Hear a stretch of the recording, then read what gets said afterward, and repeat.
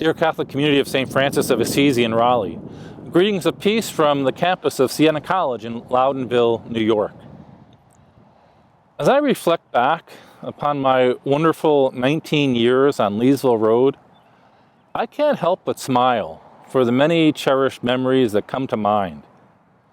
And they all seem to, one way or another, involve the church, the building, but more importantly, the radiant jewels of the church that each of you have been for me and will continue to be for one another. I arrived in 1995 as ground was being broken for the new church.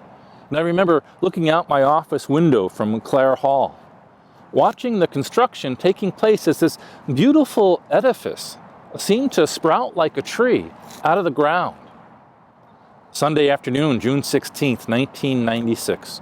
The courtyard of the columbarium was filled with people anticipating the dedication of the church. Watching all the people stream into our new church, seeing their eyes filled with awe, hearing the music and feeling the excitement. Speaking of dedications, when we dedicated the Franciscan school around the Feast of Francis 2000, a new ministry for the community, the sanctuary was filled with mums and San Damiano crosses that would be processed to the classrooms and hallways of our new buildings. We invited the former president of Siena College, Bill McConville, to preach. He played off Harry Potter, being comfortable with a talking cross, specifically the one that spoke to Francis that continues to speak to each of us. It was that weekend that Dan Ken and I invited Bill to join us in ministry, and fortunately for all of us, he left here, Siena, and joined us in Raleigh. Bill arrived September 10th, 2001. I remember it well because of what happened the next day, 9/11. That night again, people spontaneously streaming into the church, filling it for a beautiful prayer service. Evening prayer, Deb Mazurk, lifted our spirits through liturgical movement to the Psalms with music. That tragic day changed our lives forever, as is the coronavirus now, keeping us apart. 16 months after 9/11, I was activated as a Navy chaplain sent to Kuwait and Iraq. I'll always be grateful for the many care packages sent to me and the sailors and Marines I served with, who enjoyed them tremendously. You made me very popular at mail call time. We celebrated our 25th anniversary as a parish community. Bishop Joseph Gosman celebrated Mass in the morning, and our new bishop at the time, Michael Burbage, led evening prayer to conclude the day. You know, anytime I hear the song, "We are one body in Christ," I always think of you, the people of St. Francis. We sung it that night, and it was the theme for our Growing in Faith Together campaign that brought us together as one body in Christ. Always a highlight was celebrating our faith in the Easter Vigil, beginning with a great bonfire in the columbarium, thanks to the Boy Scouts. At the time, Brother George, now Father George, talked me into walking into the font, baptizing by immersion, and of course, using lots of oil to confirm these newest members of our Catholic community. And then scrambling to get changed into dry clothes and vestments during the sprinkling rite.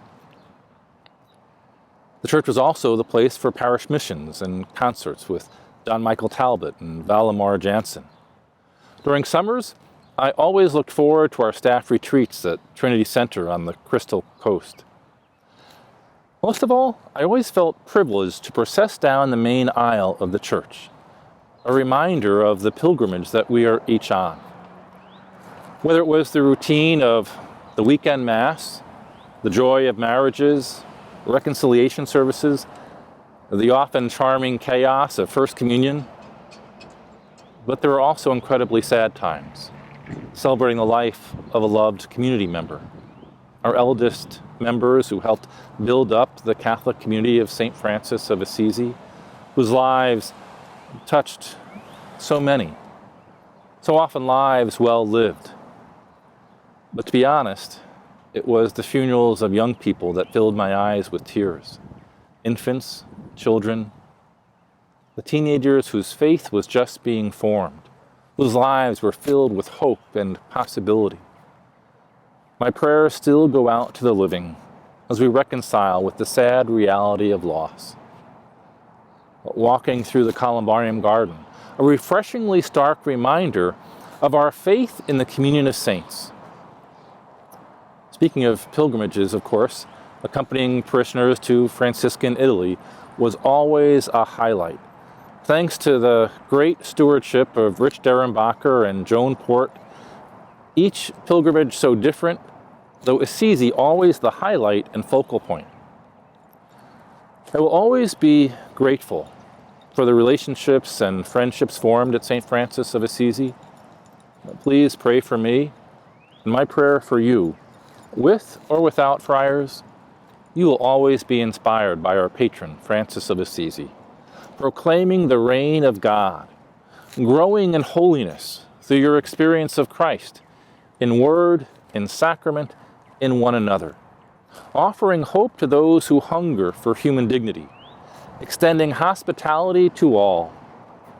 I love you all and look forward to the path of our pilgrimages crossing again someday. Peace and good. Father Mark.